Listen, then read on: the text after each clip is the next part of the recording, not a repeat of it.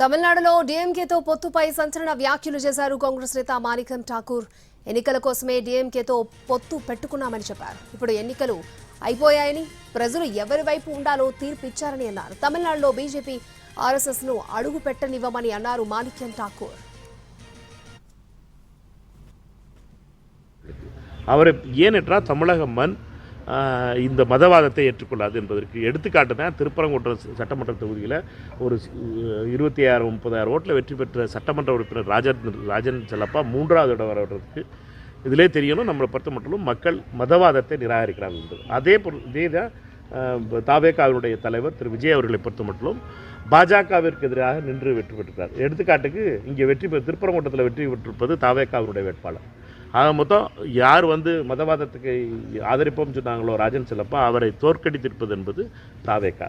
இதெல்லாம் உண்மை. இதெல்லாம் ரிசல்ட்டில் வந்திருக்க உண்மைகள்.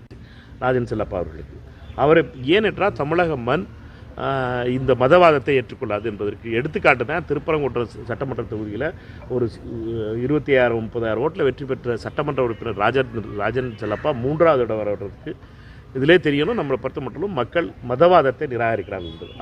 இதே தான் தாவேகாவினுடைய தலைவர் திரு விஜய் அவர்களை பொறுத்த மட்டும் பாஜகவிற்கு எதிராக நின்று வெற்றி பெற்றிருக்கிறார். எடுத்துக்காட்டுக்கு இங்கே திருப்பரங்குன்றத்தில் வெற்றி பெற்றிருப்பது தாவேகாவினுடைய வேட்பாளர். ஆக மொத்தம் யார் மதவாதத்துக்கு ஆதரிப்போம் சொன்னாங்களோ ராஜன் செல்லப்பா, அவரை தோற்கடித்திருப்பது என்பது தாவேகா. இதெல்லாம் உண்மை.